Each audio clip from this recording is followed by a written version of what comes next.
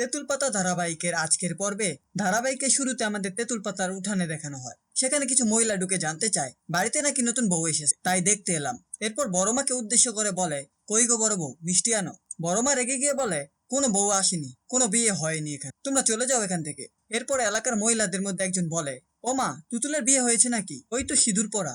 ঝিল্লি বলে, এ বিয়ে আমরা মানি না, কোনো বিয়ে হয়নি। খেয়ালি বলে, তা বললে তো হবে না, বিয়ে তো হয়ে গেছে। এরপর ঋষি রেগে গিয়ে বাবুয়াকে মারতে থাকে। অন্যদিকে তুতুল সুইসাইড করার জন্য কুয়োর উপরে ওঠে এবং বলে, এই জীবন আমি রাখবো না, নিজেকে শেষ করে দিব। বাড়ির সকলেই তুতুলকে বুঝাতে থাকে, কিন্তু তুতুল কারো কথাই শুনতে রাজি হয় না। সকলে মিলে যখন তুতুলকে কথা বলায় ব্যস্ত রাখছিল, তখন জিল্লি তুতুলকে ধাক্কা মেরে সেখান থেকে সরিয়ে দেয় এবং সে নিচে পড়ে যায়। এরপর জিল্লি বাড়ির মহিলাদের বলে, তুতুলকে নিয়ে ভিতরে যাও। অন্যদিকে ঋষি গিয়ে আবার বাবুয়াকে মারতে থাকে। তখন জিল্লি কোনো রকমে ঋষিকে শান্ত করে। পরবর্তী সিনে আমাদের আবার ঘরের ভিতরে দেখানো হয়। সেখানে তুতুল অনেক কান্নাকাটি করছিল।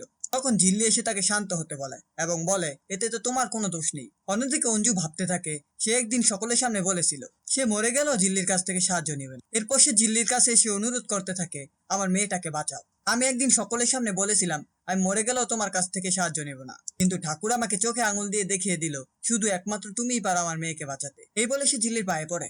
জিল্লি তার সিরিয়াল পিসিকে সান্ত্বনা দিয়ে বলে, আমি তুতুলের কিছু হতে দিব না, তুমি চিন্তা করো না। অন্যদিকে তুতুল তার মাকে বলে, তুমি বিশ্বাস করো, ওরা আমাকে জোর করে এই বিয়েটা করিয়েছে, আমি নিজের ইচ্ছা বিয়ে করিনি। তখন জিল্লি বলে, এ কথাটা তুমি কোর্টে গিয়ে বলতে পারবে?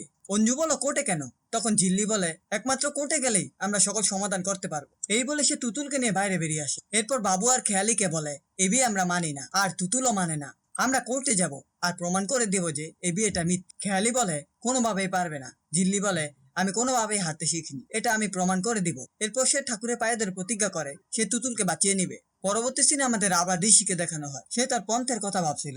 তখন জিল্লি সেখানে আসে এবং তাকে বলে, আমি বুঝতে পারছি আপনার বোনের আপনার কাছে ঠিক কতটা। রঞ্জাদি চলে যাওয়ার পর তুতুলের এই ঘটনা আপনি কোনোভাবেই মেনে নিতে পারছেন না।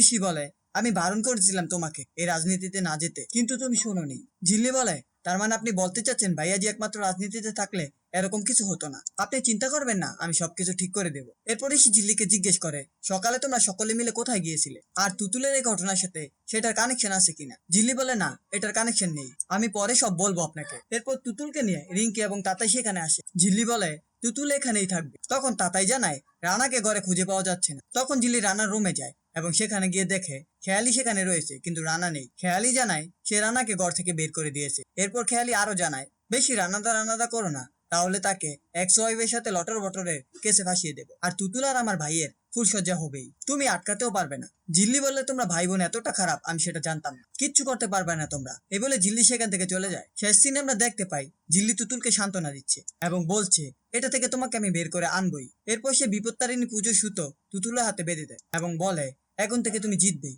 কোনোভাবে হারবে না তুমি, সকল বিপদ থেকে তোমাকে আমি রক্ষা করবো। এই ছিল তেঁতুল পাতা ধারাবাহিকের আজকের আপডেট। ভিডিওটি ভালো লাগলে চ্যানেলটিকে সাবস্ক্রাইব করে পাশে থাকা বেল আইকনটি অন করে দিন।